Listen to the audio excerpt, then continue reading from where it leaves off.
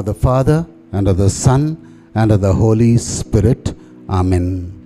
God, Heavenly Father, we thank you, we glorify you, we adore your name, we bless your name, for you are God Almighty, and you have created us in your own image and likeness.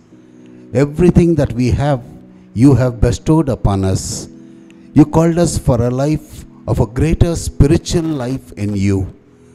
Today, as we pray, as we pass through this Lenten journey, as we pass through this 40 days, may all that you want to speak to us, to convey to us, O Lord, today speak your words of life. John 6:63, your word says, the words that I speak to you are my spirit and my life. Today, Lord, speak those spirit-filled words. Speak those life-filled words. Anoint us, Lord, with your precious holy blood from the crown of our head to the very soles of our feet. And all those who are watching, even each and every one of us here, anoint with your precious holy blood. Break the powers of darknesses and give us your victory, O Lord. You have called us for a victorious life in you. And through this Lenten journey, let our life become victorious like you lived a victorious life. We ask this, Father, in the name of Jesus of Nazareth. Amen. Hail Mary, full of grace, the Lord is with thee. Blessed art thou among women, and blessed is the fruit of thy womb, Jesus. Holy Mary, Mother of God, pray for us sinners, now and at the hour of our death. Amen. Praise the Lord. Praise the Lord. Praise the Lord. Today, as we begin this Lenten journey, let us ask ourselves, what is it that we are trying to achieve in this 40 days of Lent? What is it that the Lord desires from you and me?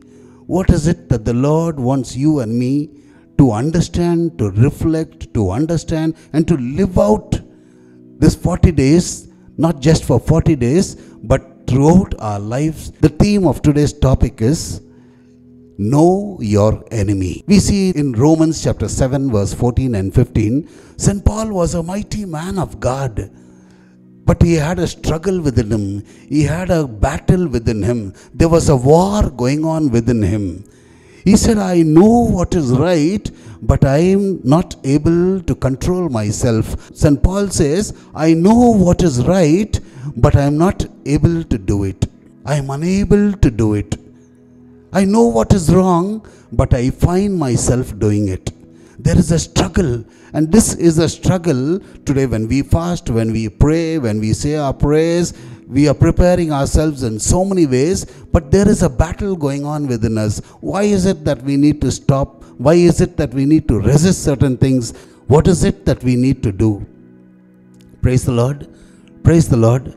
Praise the Lord. Today in this Lenten journey, it should lead us to become like St. John the Baptist, who said in John 3:30, may you increase and may I decrease. Today, this Lenten season should prepare us that we too become like St. Paul, who said in Galatians 2:20, it is no longer I who live, but it is Christ who lives in me. And we need to understand in this journey of Lent, in this theme that we are talking about, there are two areas of our lives that we need to reflect, understand, and live out what God wants us to do. And these two things we understand is, first we need to know, who am I in Christ? And the second thing we need to know is, who is my enemy? Who is it that I am fighting against? The spiritual growth in Christ also involves a battle with the powers of darkness that is in this world. Praise the Lord. Praise the Lord. Praise the Lord. We need to know what is our identity in Christ. Who are we in Christ? Yes, the Bible says in Genesis 1:26, I am made in the image and likeness of God. Genesis chapter 2 verse 7 says, the Spirit of God, the life of God flows within me. 1 Corinthians chapter 3 verse 16 says, you are the temple of God. Yes, I am the temple of God and God's Spirit dwells in me. This is my identity in Christ. 1 John chapter 3 verse 2 says, you are God's child. Yes, my identity is I am God's child. The book of Deuteronomy chapter 7 verse 6 says, you are a treasured possession of God. My identity in Christ. What am I in Christ? What am I called for in Christ? Luke chapter 10 verse 19 says, the Bible says, God has given you an authority and power to trample over snakes and scorpions and to overcome all the power of the enemy. In Christ, I am in the image of God. I possess the Spirit of God. I possess the life of God. I am given authority to become a child of God, to crush the powers of darkness. This is my identity in Christ. The Bible tells us that my identity in Christ, I am in the image of God. I possess the life of God. I possess the Spirit of God. Ephesians chapter 1 verse 13, 1 Corinthians chapter 1 verse 21 says, you are marked with the power of the Holy Spirit upon you. Yes, I am marked with the power of the Holy Spirit upon me. The book of Romans chapter 8 verse 37 says, we are called to be more than conquerors. We are called to become overcomers. We are not called to have a spirit of fear, a spirit of cowardice, but we are called to become conquerors. We are called to become overcomers and to live this life of holiness and godliness. 2 Peter chapter 1 verse 3 says, God has given his divine power upon us that we may live a life of holiness and godliness in Christ. This is our identity in Christ. This is who we are in Christ. But along with this area of light that we are living in, there is also another power of darkness that comes to disturb this light in our lives. And that is the area where we need to know who is our enemy. Who is it that we are fighting against? Who is it, like St. Paul says, I know what is right, but I am not able to do it. I know what is wrong, but I find myself doing it. Praise the Lord.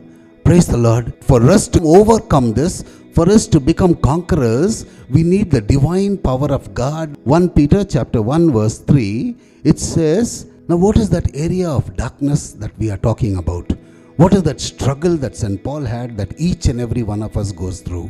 What is that struggle that even Jesus had when he was tempted in the desert? What is it that is happening with our lives? Who is the one who disturbs us? Who is the one who leads us away from the light? Who is the one who leads us away from the darkness? 1 John chapter 3 verse 8 says, Jesus was revealed to destroy the works of the devil. And who is this enemy? He is the enemy of God, and he also becomes our own enemy. Because he is not able to defeat God, what he does is, he comes and tries to defeat the very image of God, the likeness of God, the Spirit of God that is within us, the temple of God that is within us. He tries to destroy this human being possessing the eternal power of God, since he is not able to defeat God. That's why the Bible tells us in 2 Corinthians chapter 11 verse 3, just as Satan deceived Eve, so also he will deceive you. 2 Corinthians chapter 11 verse 14 says, Satan comes as an angel of light. He comes with something positive, but he will lead you away from the light. He will lead you into darkness. Praise the Lord. Praise the Lord. That's why Jesus tells us in 1 John chapter 5 verse 19, it says, the entire world lies under the powers of darkness. Jesus himself says in John 14:30, the ruler of this world is coming, but he has no power over me. Jesus is very clear, the Bible is very clear, the scriptures are very clear, God is very clear to tell us that if there is something called yes, there is something called no. If there is something called positive, there is something called negative. If there is something called God, then there is something called the evil one. Praise the Lord. Praise the Lord. That's why the scripture teaches us to be aware 2 Corinthians chapter 11 verse 2, it says, be aware of the tricks of the devil. Be aware of the designs of the devil. John 10:10 says, Satan comes to kill, to steal, and to destroy your relationship with God, your relationship with yourself, your relationship with your family, your relationship, your spiritual lives. He comes to steal, kill, and destroy it so that you no longer belong to God. You no longer become one with God. You no longer possess the power of God. You would lead into all kinds of sinfulness. Praise the Lord. That's why the Bible teaches us in John 8:44, it says, he is a liar. Satan is a liar. Lies is his nature. He was a murderer from the beginning, and he is the father of lies.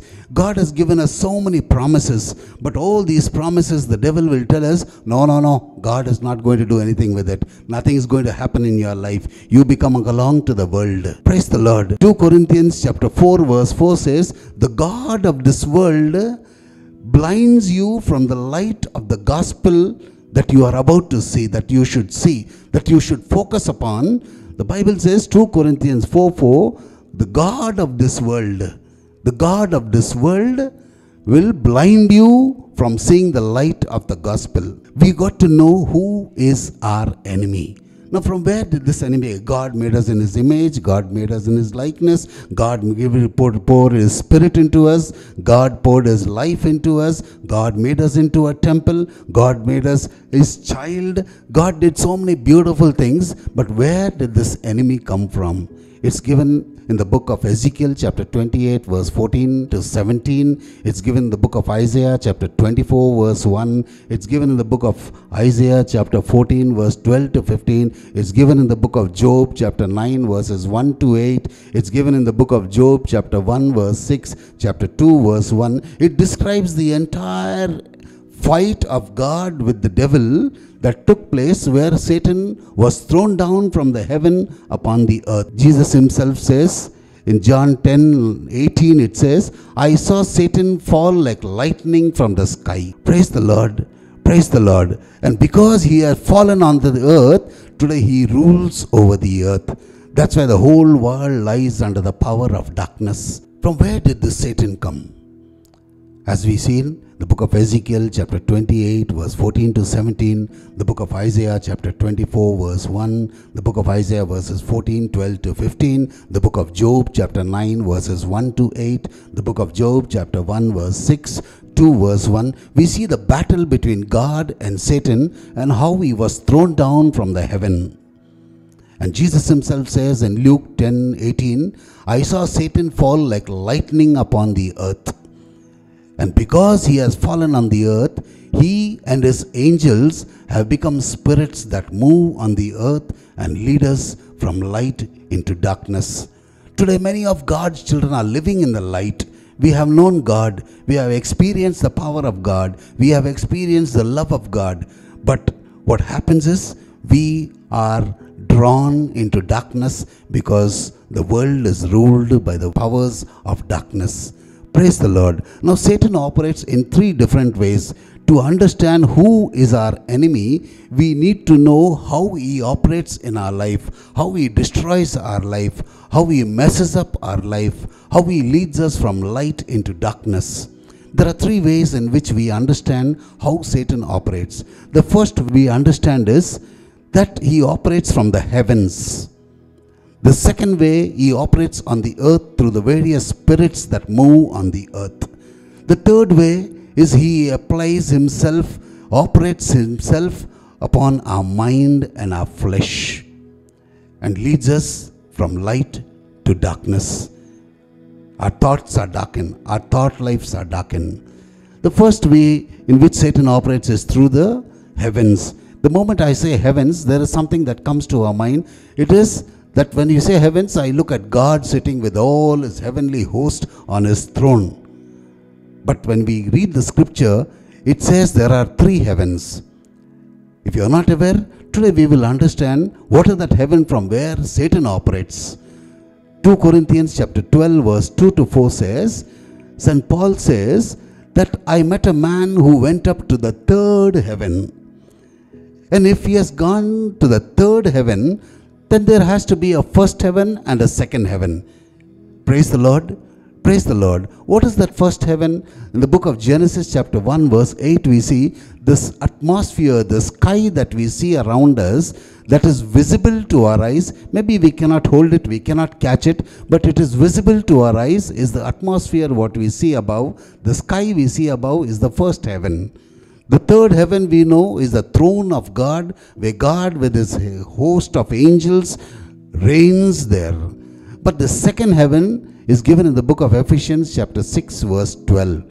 We will read this passage to understand what the Bible is trying to convey to us, what God is trying to convey to us. It says in Ephesians chapter 6 verse 12, "For our struggle is not against flesh and blood, but it is against the rulers, the authorities, the cosmic powers, against all the evil spiritual forces in the heavenly places."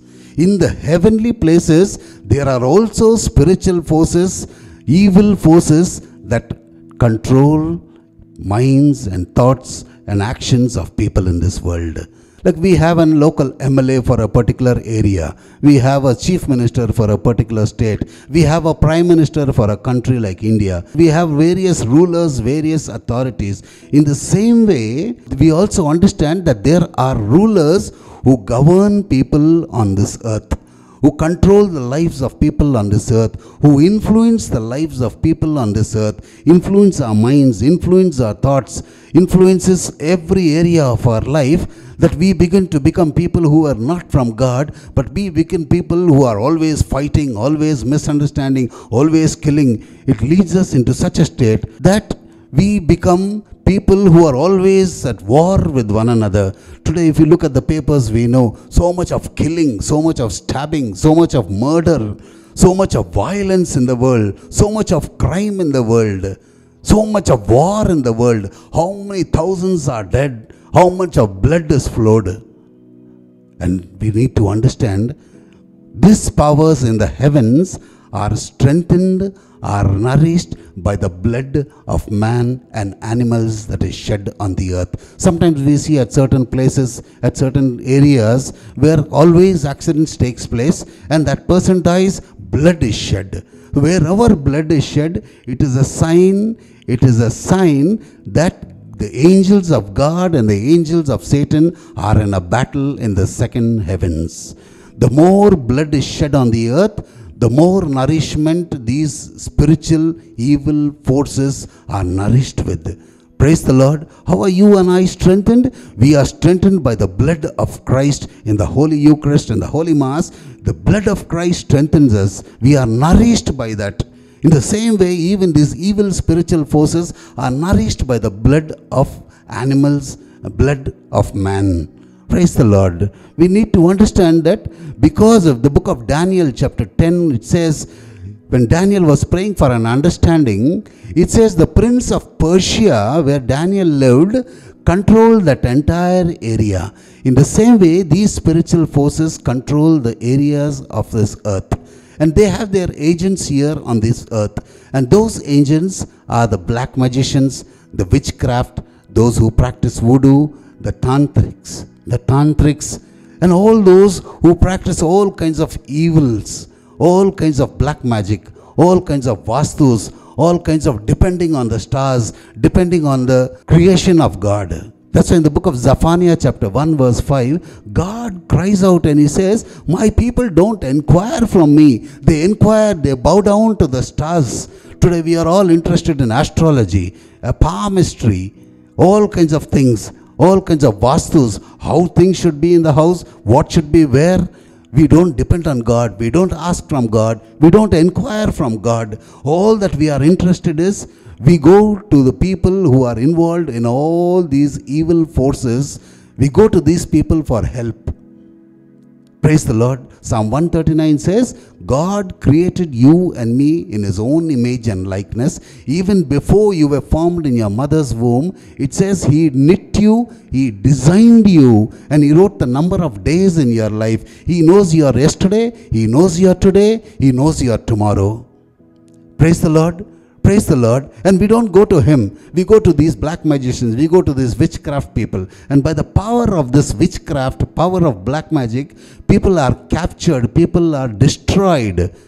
If supposing I have a property problem and somebody else wants the property in my family or maybe close to me, so they will go to the black magicians and see that maybe I should be paralyzed, maybe I should be brain dead, maybe I should die, maybe I should become a madman and run around without knowing what I am doing. The powers of darkness. And only one thing can deliver you. When something like this happens, you are paralyzed, you are handicapped, you can go to America, you can go to Germany, you can go to Sweden, you can go to any part of the world, and all the reports will show normal. No doctor will be able to diagnose the powers of darkness that is working in our lives. This is one way in which Satan operates. He crushes the people, he destroys the people, he corrupts the people, leads them into all kinds of sin. You and I don't even know what is happening. Sometimes people come and say, somebody did something to me. Praise the Lord. Praise the Lord. Praise the Lord. We understand this way that Satan operates from the heavens. The second way he operates is through the earth. In this earth, there are a lot of dead spirits that move around. There are a lot of evil spirits that move around. There are a lot of demons that move around. When Satan was thrown down from the heaven, he and his angels were all thrown down from heaven, and they all became fallen angels. They became evil spirits. They became demons. And these keep roaming on the earth. Praise the Lord. Praise the Lord. And it also works on the earth in a different way. Supposing I had a problem, God has destined that I should live for, say, 60 years. But because of some problem, because of some disturbance, because of my depression, because of my discouragement, because of things not working in my life, things becoming a mess in my life, the devil will not show me the light of Christ. He will show you that life, what kind of a life you are leading. For where is your God? What is your God doing in your life? He will not show us the light. He will lead us into something called suicide. And I take a decision. I'm supposed to live for 60 years. Who gave me this life? God gave me this life. Praise the Lord. But what am I doing with this life? I am committing suicide at the age of 40 years, for example. God destined 60 years. I committed suicide at 40 years because maybe a family problem, a financial problem, or a job problem, a career problem, my marriage is broken, my life is in a mess, and there's no point in living. Satan will control my mind. These spirits will enter into my mind. And when I'm discouraged and depressed, and when I'm into all kinds of addictions, all kinds of vices, these spirits that move around come and enter into me. Praise the Lord. Praise the Lord. And for the next 20 years, my spirit moves on the earth, and it will look for a body in which to dwell. If I am not in Christ, if I am not anointed by the blood of Christ, if I do not claim the blood of Christ for my protection, if I am living in this world, if I am having all kinds of worldly lifestyles, living in all kinds of sinfulness, all kinds of sinful addictions, sinful vices, sinful tendencies, everything is sin in my life, living a life that is of the world, a worldly life, these spirits have a place to come and dwell in me. We see in Mark's Gospel chapter 1 verse 21 to 26, Jesus healed a man who was filled with an unclean spirit. Mark 5 we see about the Gerasene demons, the demons. They were a legion of demons, and God delivered that man. That man was shackled. He used to live in the tombs. The spirit used to destroy him. He had to be shackled. He had to be chained so that he doesn't kill himself. And this spirit God delivered. He sent it into the pigs. In the Gospel of St. Mark, chapter 5, we read of this one. We also read of a crippled spirit in Luke 13. We see a spirit that entered into a woman and made her crippled for 18 years. She was bent down, her hands were crippled, and she could never straighten herself. And Jesus delivered this woman from that crippling spirit that entered into this woman. Praise the Lord. Praise the Lord. So this is one way in which these spirits work in the world. These spirits attack us. These spirits from the heavenlies attack us in the form of black magic, in the form of all kinds of occult practices. And this is another way, through the spirit, through the earth, through the dead spirits, through the condemned spirits. God gave us a life. You have no right to take your life. A life is given by God, and it is His right to take back your life. But if you destroy your life, your spirit moves all around the earth. You become a ghost, you become a spirit, you are not at peace, you don't want to leave this world, you want to remain here in the world, but you didn't want to die, but you committed suicide. And this spirit looks for a body where it can dwell. That is why so many times we see that people, when they come here, so many people have come with all kinds of spirits in them. Sometimes from a man, a woman's spirit speaks. Sometimes from a woman, a man's spirit speaks. Praise the Lord, praise the Lord, praise the Lord. And the third way in which Satan operates is through our mind and flesh. And this is very, very common to each and every one. Maybe you and I don't practice black magic. We don't go to the black magicians. We don't go around certain temples. We don't go around certain sacrifices that we do. We don't go around searching for spirits which we can put upon ourselves. But these spirits are small. We call it kuti spirits. To us it looks nothing, but it is a spirit that can destroy. Any spirit will destroy you. The spirit of anger. If you read Galatians chapter 5 verse 19, praise the Lord, praise the Lord, praise the Lord, praise the Lord, hallelujah, hallelujah, hallelujah, hallelujah. The spirit of fornication, the spirit of adultery, the spirit of lust, the spirit of anger, the spirit of jealousy, the spirit of fighting, the spirit of strife, the spirit of factions, the spirit of envy, the spirit of drunkenness. These are all spirits that take control of our mind. Praise the Lord. Praise the Lord. God destined us for something. God blessed us with fruits of the Holy Spirit. Galatians 5:22, it says, you are filled with the fruit of the Spirit of love, joy, peace, patience, kindness, gentleness, generosity, self-control. But instead, some of the spirits have entered me. Anger, jealousy, fighting, strife, wars, factions, all kinds of things, kinds of spirits have entered into my mind. 2 Corinthians chapter 10 verse 3 to 5, it says something very beautiful. It says, we will read the scripture to understand what God is trying to convey to us. Because it says, we are not fighting a human battle with human weapons, but we are fighting a spiritual battle with divine weapons. The weapons that can destroy the strongholds that Satan has made in our mind. Supposing I begin to justify sin. It's okay to drink. It's okay to smoke. All these people do this. So what if they are doing it? I also can do it. I begin to justify sin. So what if I have a relationship with somebody? I have no love. I have no relationship. I just have a physical relationship. It's okay. Nothing wrong in it. I begin to justify sin. When I begin to justify sin, what happens in my mind is, what is that stronghold that Satan makes in my mind is, we are providing the cement, we are providing the bricks, we are providing the sand for Satan to make a stronghold in our minds. And our mind begins to focus on everything that doesn't belong to God. Praise the Lord. Praise the Lord. Praise the Lord.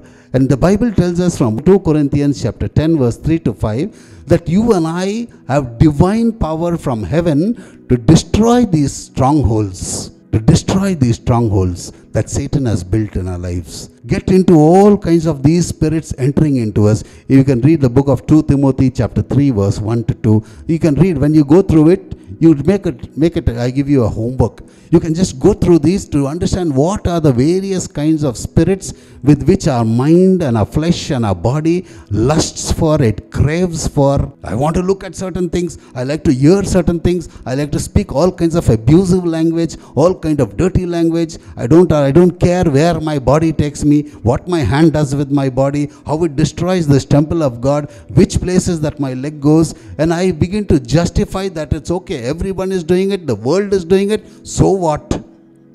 When I begin to justify it, my mind, my flesh, my body becomes captive to the power of darkness. And 2 Corinthians 10, 3 to 5 says, every thought of yours, every word, every action of yours should become captive to Christ. And does it happen in our life? Do we live that way? That every thought, every word, every act is captive to Christ? It is a slave to Christ, or are we a slave to the world? Praise the Lord. Praise the Lord. Praise the Lord. The devil will put all kinds of negative things into our mind. It will disturb us. It will discourage us. It will depress us. Praise the Lord. Supposing I am a failure. In my house, everybody says, in my school, everybody says, you are a failure, good for nothing, waste. Nothing will happen in your life.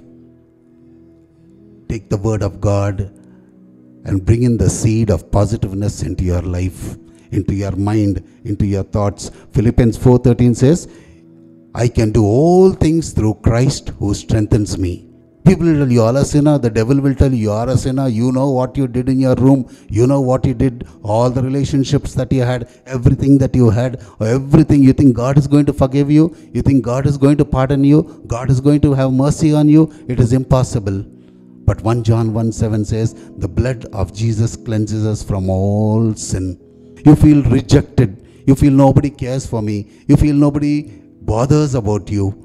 All these negative thoughts come into your mind and you are not able to celebrate life. But the Bible tells us in Isaiah 43:4, you are precious to me. You are mine. I feel lonely. Nobody cares for me. But the Bible tells us, bring in that seed of positiveness, the seed of God's promise into your mind and strengthen yourself, empower yourself. The Bible tells us, you are mine. You are precious in my sight. Even your womb that bore you will forget you. Even the breast that nursed you will forget you. But I will never forget you. I have loved you with an everlasting love. All the negative thoughts that come to our mind, all the discouraging thoughts that come to our mind, bring in the word of God that can strengthen you, empower you, and become a new creation in Christ. The agenda of the devil is to empty heaven and fill up hell. But I tell you, to hell with the devil. So the three ways in which Satan operates in our life is from the heavens, through the powers of darkness, through the powers of black magic, through the dead spirits on this earth, and also our mind and flesh is taken control of. It sets itself, makes a stronghold in our life. Today is the stronghold in my life with the word of God, with the positiveness of God, with the promise of God, with the encouragement of God, with the empowerment of God. Is my life growing? Today, can I be able to reach that stage after this 40 days of Lent? Can I be able to say like St. Paul, it is no longer I who live, but Christ who lives in me? Can I be able to say like John the Baptist, may he increase and may I decrease? Praise the Lord. Praise the Lord. Today, let us reflect on this and understand why are we fighting and who fights against us, who is our enemy, and what I am in Christ. Let us pray. God, Heavenly Father, we praise you and thank you, Father, for teaching us certain truths of life. We have been living in darkness, not knowing who our enemy is. We have always looked towards you, but we did not understand, we did not recognize the power that you gave us, the victory that you gave us through the authority that you poured upon us, that you bestowed upon us. Thank you, Lord, for teaching us that we are called to apply your word into our lives, that your word can cleanse us and purify us according to John 15:3. Yes, Lord, your word purifies and cleanses. Today, help us to have a fruitful life in your Son, Jesus Christ, to be protected by the blood of your Son, Jesus Christ. Amen.